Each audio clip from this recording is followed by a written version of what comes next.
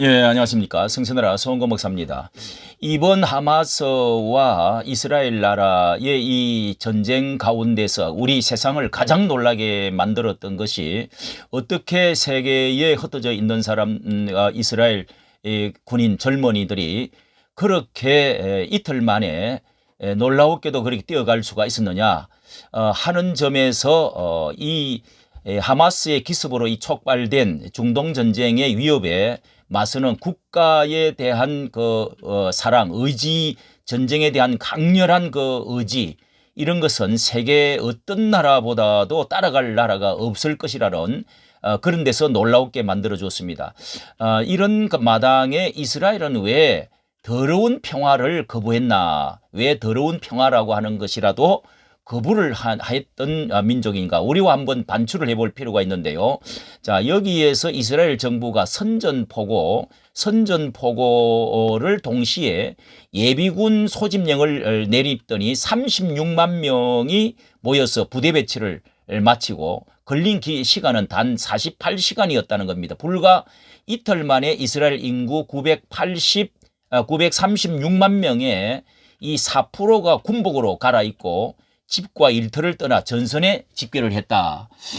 그의 이 할아버지까지도 총을 들고 나서겠다고 들은 우리가 사진을 보았는데, 여기 56세의 두 아들과 군 복무를 자원을 두 아들과 함께 군 복무를 자원을 하고요, 군대를 2번 가겠다고 자청한 사람들이 여러 나타났다는 것입니다. 엄청난 놀라운, 참 우리나라가 곧 세계의 지구본을 돌리면 다음 차례는 우리 대한민국의 전쟁이 일어날 가능성이 가장 많다.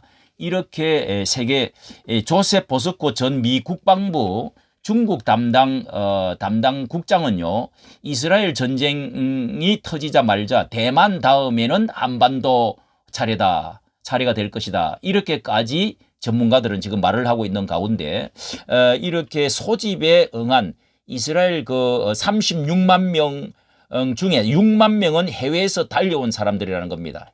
이 비행기가 그 시간에 소집 명령을 내리기 전에 벌써 참 이 놀라운 그렇게 비행장에 사람들이 많이 보따리를 싸면서 왔다는 거죠. 예, 그렇게 징집 명령이 지났지만은 두 아들과 함께 입대하겠다 하고 개인 제트기까지 띄워 예비군을 실어 나른 56세 기업인, 예, 여기에 밝혀진 이 사람인데요. 자, 이런 사람들까지 있다는 건 놀라운 일입니다. 우리가 한국 민주당이 사실 이것을 보기에 민주당은 바보 같은 나라가 아니냐라고 볼 것이라는 겁니다. 민주당이 왜냐, 더러운 평화론을 신봉하는 정당이기 때문에 민주당을 이끄는 당 대표는 이기는 전쟁보다 더러운 평화가 낫다라는 말을 이게 한 번 두 번이 한 것이 아니라 2017년도부터 이 문재인과, 그리고 이게 이제 베트남에서 그 작가의 말을 인용해 가지고 우리나라에도 그대로 했다는 것인데요. 찾아보니까 문재인도 이것을 따라서 계속 여러 번 반복적으로 했네요. 자, 이렇게 당 대표라는 사람이 이기는 전쟁보다 더러운 평화가 낫다, 이렇게 반복적으로 해왔고, 그 당이 배출한 전직 대통령은 또 뭐라고 그랬습니까? 가장 좋은 전쟁보다 가장 나쁜 평화의 가치를 더 부여한다. 자, 이러면서 이 박정훈 칼럼이 오늘 이런 말을, 참 이스라엘은 왜 더러운 평화를 거부했나, 우리에게 큰 교훈을 주고 있는데요. 이들은, 이 민주당은 이스라엘의 피 흘리는 전쟁을 이해하지 못할 것이다. 테러 세력과 적당히 협상하며 더러운 평화를 유지할 수 있는데도 전쟁을 하겠다며 젊은이들을 전장으로 내몰고 있으니 말이다. 하마스 공격 이후에 2주일 사이에 5천 명이 이제 숨졌습니다. 이 이스라엘이 지상전에 돌입하면 사상자는 급증할 것인데도 가자 지구는 하마스 전투원이 이 민간인과 뒤섞여 있고 수백 킬로의 땅굴이 미로처럼 펼쳐진 정규군의 지옥이라는 겁니다. 이런 위험과 두려움 가운데서도 이란이 개입을 하거나 아랍 뭔가 전쟁으로 확대되면 인명피해는 이 걷잡을 수 없다는 것도 알고 이 이스라엘은 그래도 이스라엘은 멈추지 않겠다고 이렇게 하고 있습니다. 시한은 하마스 전멸 때까지다 라고 이렇게 하면서 지금 이제 진입을 하려고 지금 명령을 기다리고 있죠. 그러면서 이스라엘 대변인은 발표처럼 괴물과 이웃하고는 살 수 없다 하면서 이렇게 지금 집결해 갖고 완전 준비를 하고 있는데요. 이스라엘과 다른 길을 가는 나라가 대만이라는 겁니다. 대만. 지난주에 대만에서 나온 여론조사 놀라운 충격적인 건데요.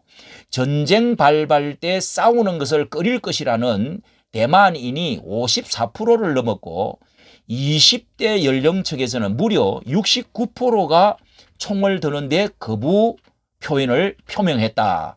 이렇게 지금 이 여론조사가 나왔습니다. 지난해의 대만 지방선거 시에는 시민단체가 출마자들에게 중국의 침공 시에 항복하지 않겠다라고 서약했던 캠페인을 벌였는데 그 서명 후보는 이렇게 30%밖에 안 됐다는 겁니다. 예, 항복하지 않겠다고 한 사람이요. 그러니까 10명 중 7명이 불항복 서약을 거부했다라고 이렇게 그런 나라를 누가 이렇게 겁을 내겠습니까? 그러니까 대만이 가장 지금 이 전쟁의 눈이 지금 글로 가 있다는 것을 말하고요. 이 대만 해협이 세계에서 지정학 요충지 중에서 가장 전쟁에 근접한 곳으로 지목을 받고 이 중국이 공공연히 무력 침공 의사를 지금 밝히고 있는 가운데 미 공군 이런 특히 대만에는요 군복무 기간이 4개월밖에 안 된다는 겁니다. 20년 전까지만 해도 2년이었는데 이렇게 이제 정치적으로 포퓰리즘으로 해서 선심을 써다가 이제 중국의 그 공격이 위협이 고조되니까 내년부터 1년으로 늘리기로 했다고 하는데 야당은 집권 시 4개월 이 환원 공약을 다시 내걸었다는 겁니다. 우리나라와 이게 좀 비슷한 데가 지금 있는데요. 그래서 그 4개월 동안에 군복무 중에 뭘 했느냐 이렇게 물어보면은 잡초 뽑기, 낙엽 썰기, 또 뭐 4시간마다 그 햄버거 먹기로 체중을 불려서 군 면제 받는 거 뭐 이런 것들을 주로 그리고 예비군들은 말이죠. 이 전쟁 영화를 감상하거나 책 읽고 뭐 2년에 한 번 1년이나 2년에 한 번 이렇게 이제 예비군을 받는데 그 전쟁 영화를 감상하고 책 읽고 뭐 그림 그리는 훈련 그런 시간을 보낸다는 겁니다. 이게 정말 참 기사의 그 결론이 대만은 전쟁 준비가 되어 있지 않다. 이렇게 이제 결론이 나 있는 나라라고 지금 하고 있습니다. 우리 한국의 민주당의 이 더러운 평화론이 이 대만화의 길을 가고 있는 것이다라고 하면서 문재인 정권은 대북 전단 살포를 막고 이제 9.19 합의로 이 정찰 자산 운용에 족쇄를 채워버리고 서해 공무원 피사를 이렇게 월북으로 조작하면서까지 북한 비위를 맞추어 줬다. 그렇게 더러운 평화를 구걸을 하다시피 했는데 돌아온 것은 삶은 소대가리라고 하는 그런 그 모욕을 받았던 것입니다.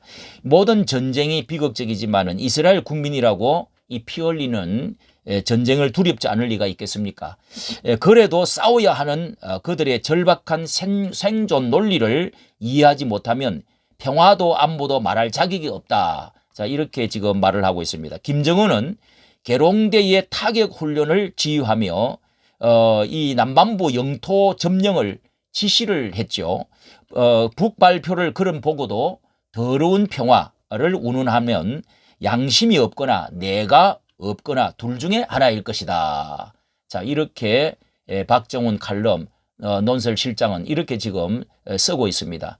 이스라엘이 왜 더러운 평화를 거부했는지 우리가 두 눈을 똑바로 뜨고 이 뇌를 가지고 심장을 가지고 정말 정신을 차리지 않으면은 안 되는 이유를 잘 표현을 해 주었습니다. 우리가 스스로 지키고자 하는 노력이 없이 자유는 우리에게 자유와 부와 우리의 생명을 지킬 수가 있을 수가 없다는 생생한 과거의 모든 것들을 보고도 오늘날 이런 현상이 되어진 것이 무슨 까닭인지 우리가 한 번 더 자각을 해야 될 때가 되었다는 생각이 듭니다. 이까지 정치 감사합니다.